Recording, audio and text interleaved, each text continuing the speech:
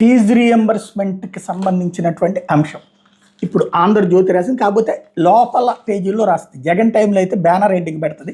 ఇప్పుడు లోపల పేజీల్లో రాసుకొచ్చింది.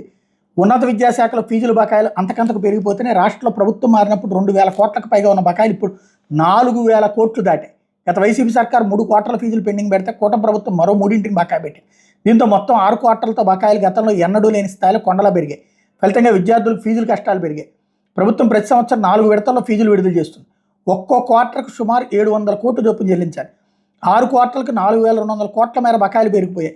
వైసీపీ ప్రభుత్వంలో ఎప్పుడు సకాలంలో ఫీజులు చెల్లించలేదు. ప్రతిసారి కనీసం 3 క్వార్టర్లు పెండింగ్ పెట్టేది. ప్రభుత్వం మారే నాటికి 2023-24 విద్యా సంవత్సరానికి సంబంధించి 3 క్వార్టర్లు పెండింగ్లో ఉన్నాయి. వైసీపీ హయాంలో విద్యార్థులు తల్లుల ఖాతాలో జమ చేశారు. దీనివల్ల ముందే తమ ఫీజులు కట్టాలని కాలేజీలు ఒత్తిడి చేసి మరీ విద్యార్థుల నుంచి ఫీజులు వసూలు చేసి దీంతో విద్యార్థుల ఇబ్బందులు గుర్తించిన కూటమి ప్రభుత్వం పాత విధానాన్ని పునరుద్ధరించింది. విద్యార్థులకు సంబంధం లేకుండా నేరుగా కాలేజీలకు ఫీజులు ఇచ్చే విధానం తీసుకొచ్చింది. అయితే 24-25 విద్యా సంవత్సరంలో కాలేజీలకు మొదటి క్వార్టర్ ఫీజులు మాత్రం విడుదల చేసింది. 24-25 నుంచి ఫీజులు నేరుగా కాలేజీలకు విడుదల చేస్తున్నా. అంతకు ముందటే 3 క్వార్టర్ల ఫీజులు విద్యార్థులు తల్లుల ఖాతాలో జమ చేయాల్సి ఉంది. అనేక మంది విద్యార్థులు అప్పట్లోనే సొంత డబ్బు చెల్లించగా కొందరు విద్యార్థులు ఇంకా కట్టాల్సి ఉంది. దీంతో ఇప్పుడు ఆ ఫీజులు తల్లుల ఖాతాలో వేయాలా, కాలేజీలకు విడుదల చేయాలనేది అయోమయంగా మారి కాలేజీలకు విడుదల చేస్తే ఇప్పటికే కొందరు విద్యార్థులు చెల్లించినందున యాజమాన్యాలు వాళ్ళకి తిరిగిస్తాయని అనుమానం.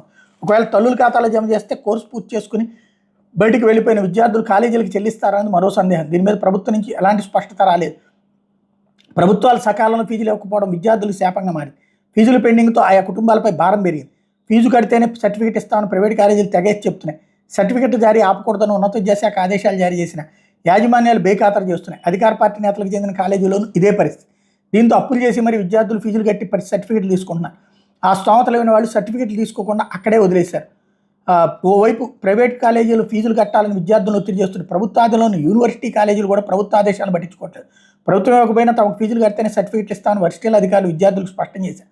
పీజీ కోర్సులో చేరేందుకు డిగ్రీ బీటెక్ పూర్తి చేసిన విద్యార్థులు వర్సిటీల చుట్టూ తిరుగుతున్న ఫలితం లేదు. ఈ విషయం ప్రభుత్వం దృష్టికి వెళ్ళిన ఉన్నతాధికారులు నిర్లక్ష్యం చేస్తున్నారు. విద్యార్థికి సర్టిఫికేట్ ఇవ్వాలని స్వయంగా మంత్రి లోకేష్ పేషి అధికారులు చెప్పిన నాగార్జున యూనివర్సిటీ అధికారులు లెక్క చేయాలి. చివరికి ఆ విద్యార్థి అప్పు చేసి ఫీజు చెల్లించి సర్టిఫికేట్ తీసుకోవాల్సి వచ్చింది.